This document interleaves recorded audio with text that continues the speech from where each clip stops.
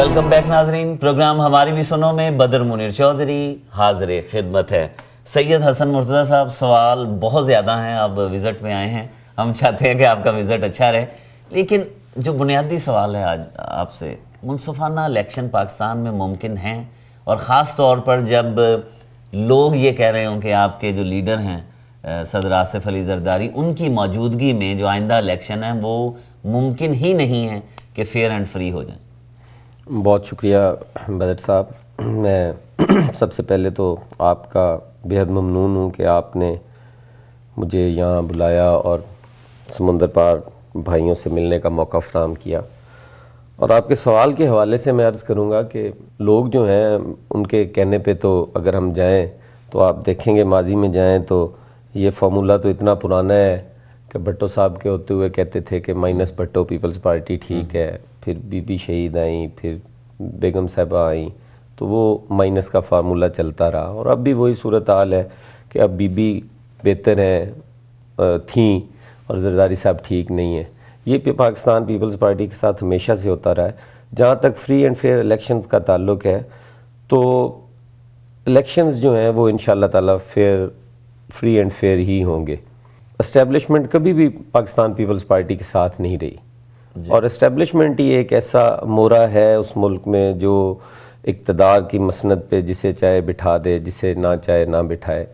تو ہماری یہ پوری کوشش ہوگی کہ فری اینڈ فیئر الیکشنز ہوں، اور جنہیں پبلک الیکٹ کرے، جو لوگ ان کے نمائندے ہوں، وہ ایوان میں آ کر بیٹھیں اور حکومت کریں، ان کا پورا حق ہے۔ اچھا شاہ جی، یہ بتائیے، آپ نے کہا کہ اسٹیبلشمنٹ ہمیشہ پاکستان پیپلز پارٹی کے مخالف رہی ہے، تو اسٹیبلشمنٹ مائنس زرداری یا مائنس جو آپ کے لیڈران ہیں وہ اس کا تو فارمولہ آتا رہتا ہے، لیکن یہ بتائیں کہ اسٹیبلشمنٹ کی موجودگی میں فری اینڈ فیئر الیکشن کیسے ممکن؟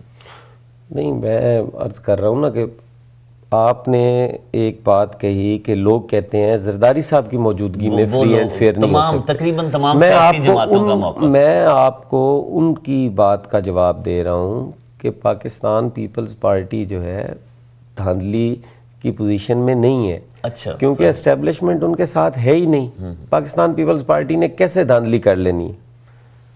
کن کے بلبوتے پہ کر لینی ہے؟ پنجاب میں 60% پاکستان پر نون لیگ کی حکمرانی ہے، اور آپ کے الیکشنز میں آپ بھی وہیں سے تعلق رکھتے ہیں، آپ کو پتہ ہے کہ وہاں پٹواری افیکٹ کر رہا ہوتا ہے، وہاں تھانے دار کی سیاست ہو رہی ہوتی ہے، تحصیلدار کی سیاست ہو رہی ہوتی ہے، وہاں پہ زرداری صاحب کا یا پاکستان پیپلز پارٹی کا میں نہیں سمجھتا کوئی ایسا ہاتھ ہو کہ وہ دھاندلی کروا سکے۔ اچھا ذوالفقار صاحب، یہ بتائیں کہ آصف علی زرداری ایوان صدر میں ہیں، اور اگر وہ موجود رہے اور کوئی تبدیلی نہ آئی تو آپ جو اچھل کود ہو رہی ہے تحریک انصاف کی، تو کیا آپ سمجھتے ہیں عمران خان صاحب اور تحریک انصاف اس جو نئے الیکشن کے ذریعے وہ اچیو کر پائیں گے جو آپ لوگوں کے دلوں میں ہیں؟ بہت شکریہ چوہی صاحب، آپ نے موقع دیا ہمیں یہاں پہ اپنے نظریات لوگوں کو بتانے کا۔ Tehreek Insaf will make sure کہ جو آنے والی الیکشن ہے نا وہ فری اینڈ فیئر ہو۔ اس کے لیے ہمیں جو بھی کرنا پڑے، اس کے لیے اگر ہمیں یہ بھی تحریک چلانی پڑے کہ جی زرداری صاحب کے ہوتے ہوئے فری اینڈ فیئر الیکشن نہیں ہو سکتے، اگر ہم نے محسوس کیا تو ہم یہ بھی تحریک چلائیں گے کہ مائنس زرداری الیکشن ہوں۔ اس سے پہلا جو سٹیپ ہوگا ہمارا وہ ہوگا free and fair election commission. اگر free and fair election commission ہم کانسٹیٹیوٹ کرنے میں کامیاب ہو جاتے ہیں تو پھر میرا خیال میں 99% چانسز ہوئیں گے کہ زرداری صاحب کے ہوتے ہوئے بھی فری اینڈ فیئر الیکشن ہو جائے، یعنی کہ اگر الیکشن کمیشن کے اوپر انفلوئنس گورنمنٹ کا زیرو ہو جائے، یا جو بھی نگران حکومت آئے جس کے under free and fair election ہونے ہیں، وہ اس نگران حکومت کے اوپر پریزیڈنسی کا انفلوئنس زیرو ہو جائے تو پھر ہم سمجھیں گے کہ ٹھیک ہے۔ لیکن اگر ایسی نگران حکومت انہوں نے بنائی جس کے اوپر پریزیڈنسی کا انفلوئنس رہا تو پھر ہم نہیں سمجھتے کہ نگران حکومت کون بنائے گا؟ دیکھیں، نگران حکومت اصولی طور پہ تو ایسی بننی چاہیے جس میں ساری پاکستان کی پولیٹیکل پارٹیز جو ہیں ان کا انپٹ لیا جائے۔ وہ تو اسٹیبلشمنٹ کی طرف لوگ دیکھ رہے ہیں کہ وہ ایسی نگران حکومت اسٹیبلشمنٹ کا جو ہوا ہے نا، یہ پاکستان میں میں جب سے پیدا ہوا ہوں اس سے پہلے کا چل رہا ہے. ہمارا کوئی حصہ نہیں ہے اس میں. ہاں اس میں جو حقیقت بھی ہے کسی حد تک, لیکن آج کی جو اسٹیبلشمنٹ ہے نا, میرا نہیں خیال کہ وہ اس پوزیشن میں ہے, اسٹیبلشمنٹ بائی اٹ سیلف اس پوزیشن میں ہے کہ وہ کسی چیز کو بھی انفلوئنس کر سکے. اس کی مثال یہ ہے کہ یہ جو ابھی حسن بھائی نے بات کی کہ جی پیپلز پارٹی کہ اسٹیبلشمنٹ ہمیشہ مخالف رہی ہے, تو میں کہتا ہوں کہ اگر مخالف رہی ہے تو یہ حکومت میں کیسے آ گئے, نمبر ایک. نمبر دو, ابھی 3-4 ویک پہلے کی بات ہے, پرائم منسٹر کا بیان آیا تھا کہ اسٹیبلشمنٹ اور ہم ایک ہی پیج پہ ہیں. یا وہ غلط کہہ رہے ہیں تو یا سچویشن ایسی نہیں ہے جیسی یہ حسن بھائی بیان کر رہے ہیں.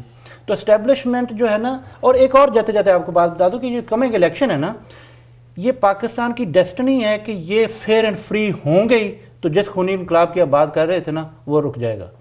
اگر الیکشن فیئر اینڈ فری نہ ہوئے خدا نخواستہ, تو پاکستان میں خونی انقلاب کو دنیا کی کوئی طاقت نہیں روک سکتی.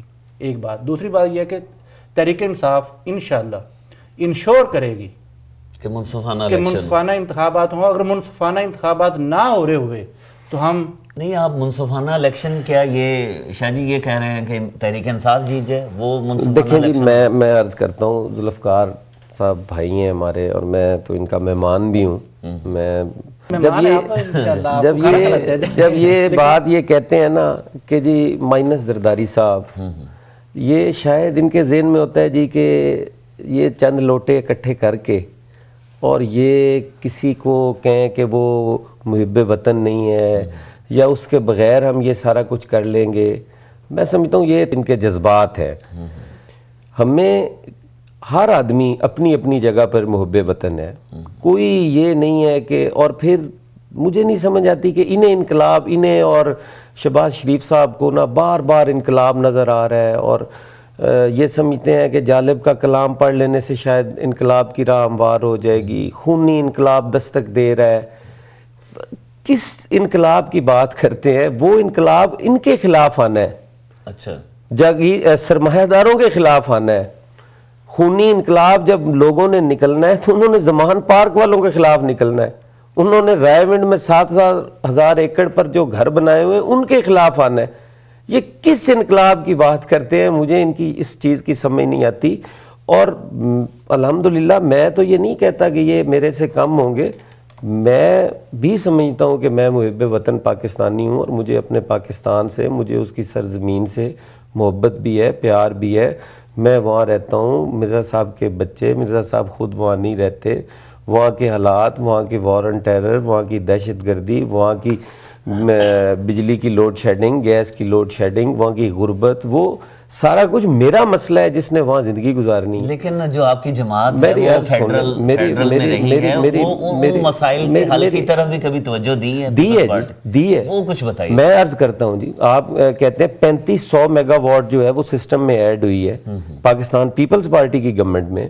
40 کے قریب منصوبے ہیں جس پہ کام ہو رہا ہے, جس میں تھر کول بھی ہے. کتنے سال ہو گئے ہیں؟ 3-4 سال تو ہو گئے ہیں. بدر صاحب آپ سمجھدار آدمی ہیں, زیرک انسان ہیں, آپ دیکھ رہے کوئی منصوبہ بھی جو ہے وہ آپ 1-2 سال میں مکمل کر ہی نہیں سکتے. کوئی شارٹ ٹرم منصوبہ آپ کے پاس نہیں ہے. آپ ہائیڈرو پہ چلے جائیں, جتنے بھی آپ کے منصوبے ہوں گے وہ کوئی 10 سالہ 15 سالہ منیمم جو بھی ہے 5-7 سال کے عرصے میں, اور اس پہ ڈیمو پہ بھی کام ہو رہا ہے, چھوٹے ڈیم بھی بن رہے ہیں. تو یہ ایشوز جو ہیں یہ آہستہ آہستہ وقت کے ساتھ ساتھ حل ہونے ہیں, اور انشاءاللہ تعالی یہ حل ہوں گے. میرا ان سے ہٹ کے جو ہے میں یہ کہتا ہوں کہ آپ یہاں پر جو ہماری ایک ریس لگی ہوئی ہے کہ فلاں آدمی محب وطن نہیں ہے, وہ غدار وطن ہے جی, وہ ملک کو جی یہ کر دے گا جی, اس کی موجودگی میں یہ نہیں ہو سکتا. میں نہیں سمجھتا کہ عمران خان جو ہے وہ محب وطن نہیں ہے. میں نہیں سمجھتا کہ نواز شریف, ہر آدمی اپنا درجہ بدرجہ جتنا ہے وہ ہے, اس میں کوئی دو رائے نہیں. ایک نیا سوال حسن مرتضیٰ صاحب نے اٹھایا ہے کہ محب وطن کون ہے کون نہیں ہے. کیا پاکستان کے جو مسائل ہیں ان کے حل کی طرف توجہ نہ دینا محب الوطنی نہیں ہے؟ یہ ایک ایسا سوال ہے جو ہم وقفے کے بعد دونوں مہمانوں سے پوچھیں گے کہ پاکستان میں جو حب الوطنی کے سرٹیفکیٹس ہیں ان کی تقسیم کا آغاز کیسے ہوا اور آج کل وہاں پر کیا ہو رہا ہے. ہمارے ساتھ رہیے گا. پروگرام ہماری بھی سنو میں ایک چھوٹے سے وقفے کے بعد دوبارہ حاضر ہوں.